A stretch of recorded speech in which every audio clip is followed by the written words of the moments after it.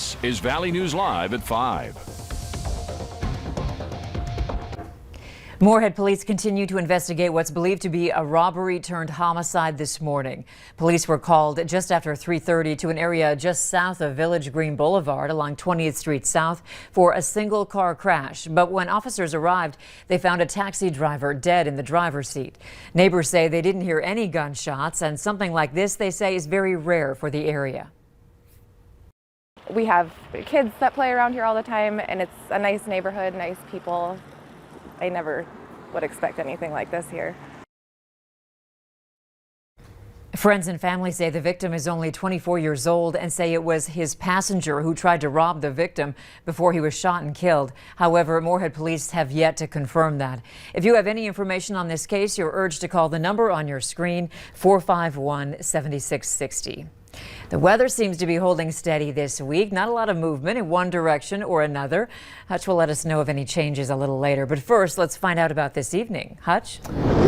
Thanks so much, Andrea. As we head into your evening, we do have a batch of showers now coming at us from the north as the snow-producing showers this morning exited to the south. Now, we do have in Grand Forks County some oranges there, so brief heavy showers and from time to time some lightning on the lightning detection network here and there. So do not be surprised if you hear a rumble of thunder shower activity. Now, some of the heaviest are in Kidder County, Stutsman County, also pushing into northern Barnes County, where we really could use the additional moisture. Hit and miss showers here in the Red River Valley right now, as temperatures are in the mid-50s for Fargo and Grand Forks, still lingering 40s down to the south, where it's been cloudy and cool throughout the day. Temperatures in Fargo this evening slipping into the 40s. If we have a chance at showers, it's likely here after around the 9 o'clock hour or so. It'll be light sprinkles possible, and by that time it'll be clearing out of the Grand Forks area and the sky is clearing, and we're on our way to some chilly overnight temperatures once again. Andrea, we'll look ahead, including toward your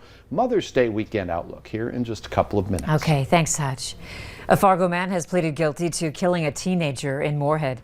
Larry Evans was originally charged with murder, but that charge was changed to manslaughter as part of a plea deal. A terrorizing charge was also dropped. On August 3rd, police responded to the 1100 block of West Track Drive South, where 18-year-old Cameron Camacho was assaulted. Police say Evans, Camacho, and two other men were arguing over a drug deal when Evans punched Camacho in the head. Camacho passed away the next day. The Grafton Police Department is warning of a high-risk sex offender in the city. 56-year-old Martin Torres is living in the 700 block of Manville Avenue. Torres is convicted of child abuse. His record shows he had forced sexual contact with a girl between the ages of 7 and 11. He's also accused of trying to lure children to his vehicle by yelling at them. A mechanical failure is being blamed for a vehicle fire that broke out yesterday morning. David Mugamuzi was driving on I-29 from Grand Forks to Fargo. He stopped on the side of the road near Argusville. He and his passenger, Trinity Blessed, got out of the vehicle. Then it quickly became engulfed in flames. No one was hurt. Turning to our coronavirus coverage. At today's weekly White House COVID task force briefing, the president's team laid out new specifics on their goal of having 160 million Americans fully vaccinated by the 4th of July. Jay Gray has details on the changing focus of the vaccination effort and what new group of Americans may soon be eligible for a shot. As the virus shifts and mutates, so does the plan to fight it. We're sending doses directly to rural clinics and expanding mobile vaccination sites and pop-up clinics. Sports leagues like NASCAR, NFL, MLB, Major League Soccer are also joining the effort by offering ticket giveaways, in-stadium vaccination programs, and discounts on merchandise. In Detroit, volunteers are going door to door, offering a cash incentive to get people to vaccination centers. Bring somebody down to the center, you get $50. It's all part of a push by the White House for 70% of adults to get at least one dose of the vaccine and 160 million Americans to be fully vaccinated by the 4th of July. When you get to 70%, you are going to have a substantial impact on the number of cases per day, which will translate into a diminution in the number of hospitalizations and deaths. To reach that goal, high schoolers in Maine are urging fellow students to get the shot. I think everyone should get the vaccine so we could stop the pandemic and be more safe. And there are indications that in a week or so, the Food and Drug Administration could approve the vaccine for kids from 12 to 15 years old. The sooner we get more and more people vaccinated, the sooner we will all get back to normal. A goal that is anything but child's play. Jay Gray, NBC News. Meanwhile, 2 million Minnesotans have completed the vaccination process. Governor Tim Walz made that announcement today. In total, 59% of Minnesotans 16 or older have gotten at least one dose of the vaccine. 87% of those ages 65 and up have also gotten at least one dose. The Department of Health is set to receive $8.5 million in federal funds to distribute the vaccines. The governor's plans on announcing, or rather he plans on announcing a timeline to end all COVID restrictions tomorrow at noon. If you're looking for other options to get a COVID vaccine, you can use our VNL vaccine tracker. It's on the homepage of our website, or you can open your phone camera and point it at the QR code on your screen and then tap the link that pops up. A new CDC modeling study suggests the country could be through the worst of the pandemic by July, but only if we all get vaccinations and continue to practice mitigation measures when needed. Researchers examined the potential course of the pandemic in the U.S. based on 4 scenarios of vaccination rates and mitigation strategies. The models all projected that cases would continue to rise in April and peak in May before declining in July. The study authors wrote that high vaccination coverage and compliance with the mitigation strategies are essential to controlling COVID-19. The state released employment numbers for 2020 in its annual report.